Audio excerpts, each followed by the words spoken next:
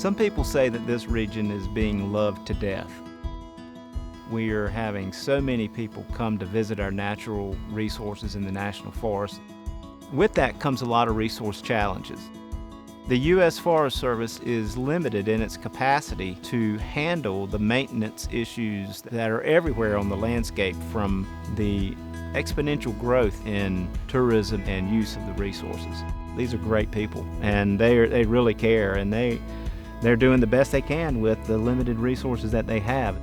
Our job is to manage the land and serve the people. Because we work for the public usually brings concerns to us. We have hundreds and hundreds of trail volunteers that are out using the forest and loving on the forest, and they're the ones who help us identify issues, and that's what happened with Cantrell Creek.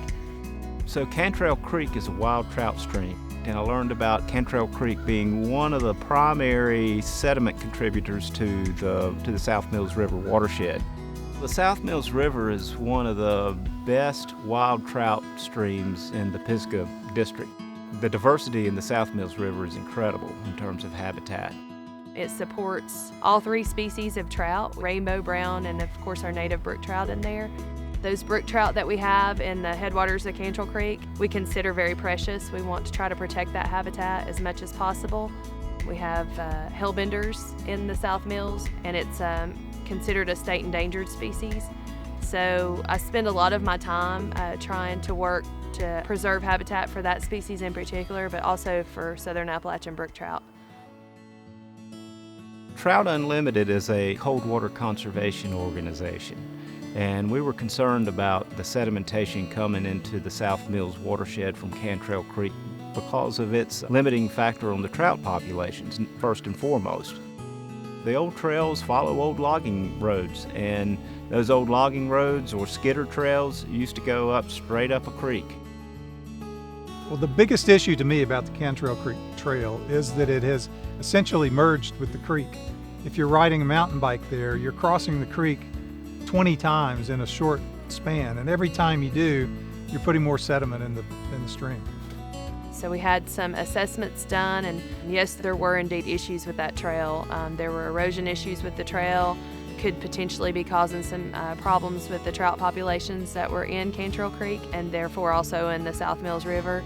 Once we knew Cantrell Creek Trail was an issue and it needed to be relocated, and we wanted to do some restoration work in there on Cantrell Creek, we realized very quickly that the funding was not there.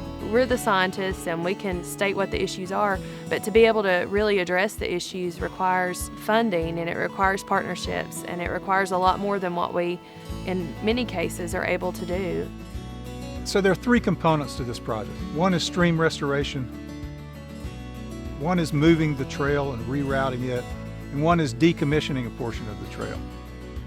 So Trout Unlimited brings funding from 5 different sources: 2 chapters of Trout Unlimited, an Embrace a Stream grant from Trout Unlimited National, individuals who were in support of the project from around the community, and Orvis. There's 5 different sources of money. Boom. Now we take that and we go to the Pisgah Conservancy. At the time I became involved, Trout Unlimited had started raising money in the range of $25,000, that they were focused mostly on the stream restoration part of it. But this project, all 3 components of it, ultimately cost in the range of $150,000. So what we were able to do is go out and bring other organizations in, representing all types of user groups and interested parties, and also raise money independently through the Pisgah Conservancy to fill that gap. So one value of the Pisgah Conservancy is that we've been able to bring together different user groups that some people think are always at odds, and we found out really on 99% of the issues they're not at odds, and it's helpful to sit around a table and talk these things out, and then we can kind of serve as a catalyst, as a synthesizer, and go out and get things done in Pisgah that individual user groups probably can't get done by themselves. So I'm really gratified by what we've been able to do today. The project has exceeded my expectations. I think the work that's been done is sound ecologically, and it's beautiful. You get on this new sustainable trail and look down on Cantrell Creek instead of riding in the middle of it, and it's just wonderful. Well, collaboration among diverse constituencies is the model for getting things done on the National Forest, which is the land of many uses. The Forest Service has really been focusing on partnerships and how to accomplish the stewardship of the land through partnerships. Utilizing those partnerships and utilizing those volunteers, it just helps us get our job done, and a lot of times it'll help us get our job done quicker. Well, I'd like the legacy of the Pisgah Conservancy to be that we get a lot of great things done in Pisgah.